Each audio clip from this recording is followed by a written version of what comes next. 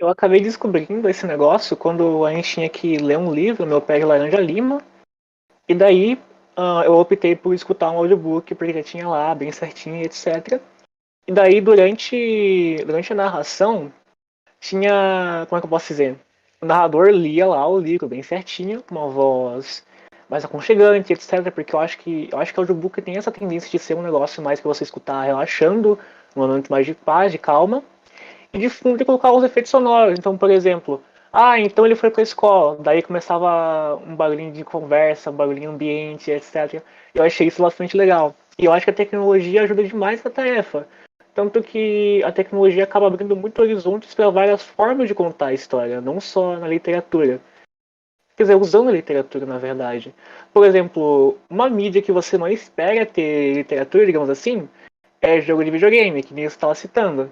E um jogo que vai fazer bastante isso é Dark Souls, que eu não sei se você conhece. Mas é um jogo onde parte da história não é só, digamos assim, só progredindo normalmente. Parte da história está inteiramente em itens que você pega durante o jogo. E se você pegar esse item, você acaba lendo contos ou histórias, ou então lembranças e anotações de outras pessoas, e só aí você tem a história completa. Mas se você não for atrás desses livros, desses itens especiais, você acaba não tendo parte da história. E eu acho que isso não seria possível se não fosse a própria tecnologia. Mas agora, já puxando um pouquinho do Pé de Laranja Lima, a gente pode falar um pouquinho também sobre a influência da literatura no ambiente educativo, né? Que nem eu estava falando da releitura ali de Odisseia com a visão de sexto ano.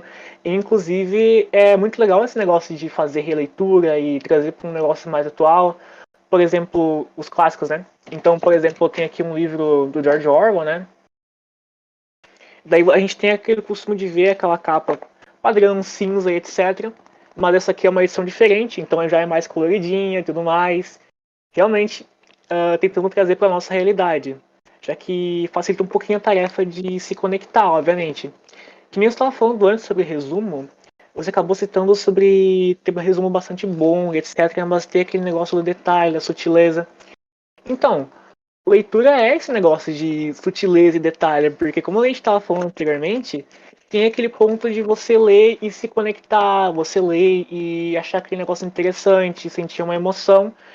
E querendo ou não, cada leitor vai se conectar com aquilo de uma forma diferente. Pode ser que um livro que seja bastante pequeno, digamos assim, que à primeira vista pode parecer bobinho até, para uma pessoa seja, nossa, o livro da minha vida. Entendeu? Então essas coisas aí são bastante importantes, é bastante legalzinho também. Exato, é. Eu não gosto, assim, de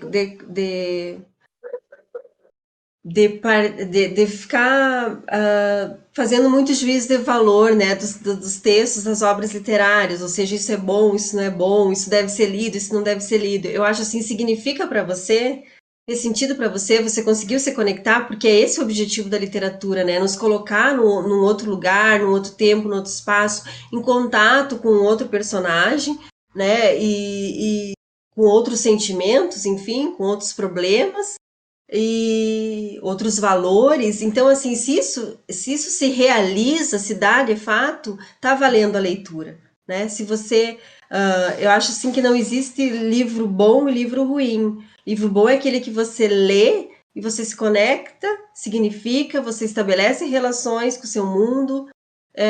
Eu acho que para mim isso já basta, assim. É claro, né? Há livros, nós vamos dizer assim que há livros mais ou menos clássicos, mais ou menos autorizados pela academia, ou não. E isso também está mudando. Ontem mesmo eu comentava que recentemente a Fernanda Montenegro foi indicada para a Academia Brasileira de Letras.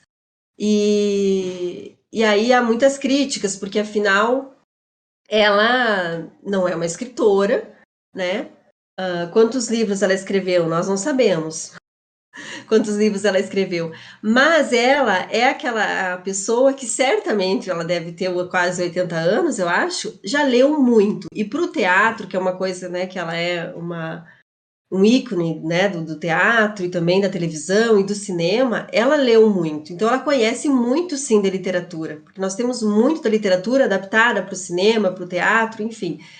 E eu acho assim, então, que nós, com esses movimentos que o mundo está fazendo, nós vamos dando espaço para essas coisas que desfazendo um pouco desse preconceito, sabe? Que só autoriza aquilo que é canônico, né? Que reverencia aquilo que é canônico. Então, eu acho que isso é muito legal, assim. Também, a nível mundial, nós tivemos a, o prêmio Nobel, né, de literatura, dado já para músicos, porque a música é poesia. Se você pega, por exemplo, vários poemas, né? Por exemplo, eu posso tanto tomar uma poesia nativista, por exemplo, eu venho do Rio Grande do Sul, então tem músicas gigantescas, né? Com textos assim gigantes, com vocabulário riquíssimo, que você pode conhecer muito da cultura, por exemplo, gaúcha. Eu estou citando aqui a cultura gaúcha, mas eu poderia tomar outros textos, né?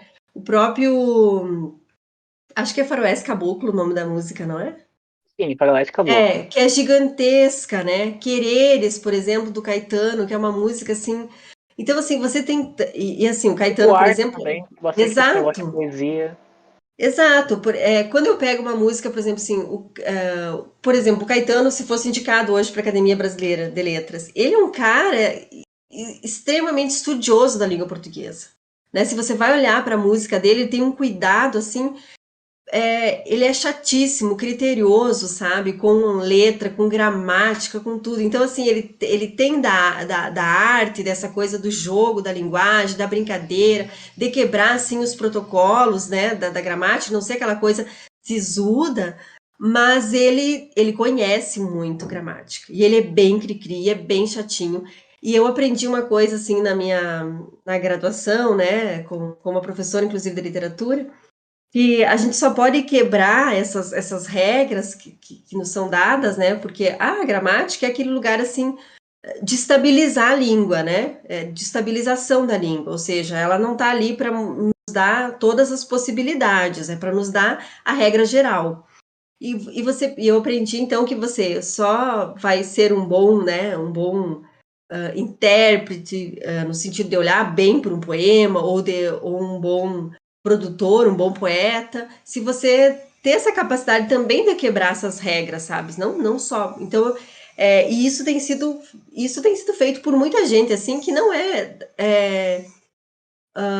do mundo, digamos assim, da literatura, um literato, né? Mas pode ser alguém do cinema, pode ser alguém da música, que tem essa habilidade, né? Que tem esse conhecimento, que tem essa habilidade, porque as pessoas leem e aí se aprende estudando, né? Então não quer dizer que você, às vezes alguém aí que tem talvez um mestrado em literatura ou um doutorado, talvez até tenha um conhecimento menor, né?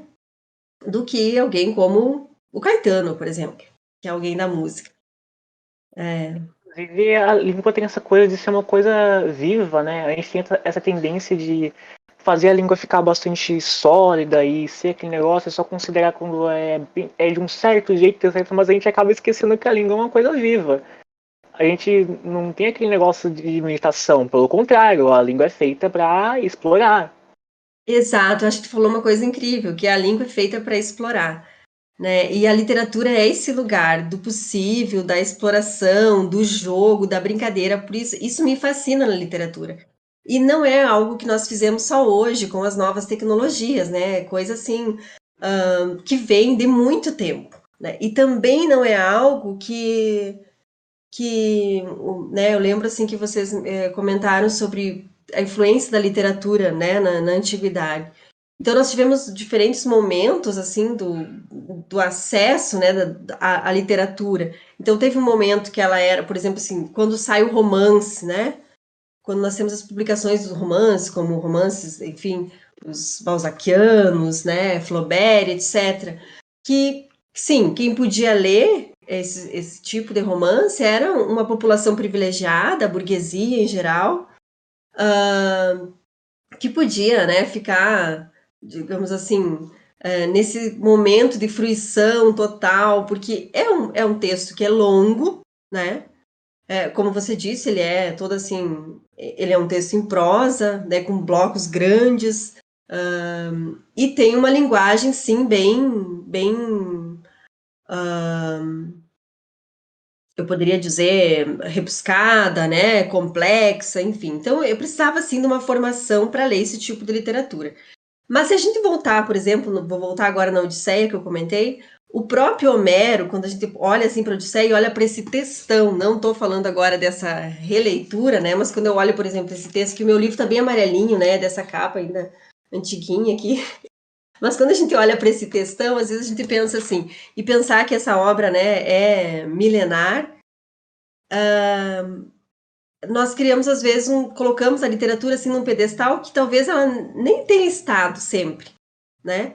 O próprio Homero, ele não tem um sobrenome porque essa autoria foi associada a ele, né? A autoria da Odisseia e também da Ilíada.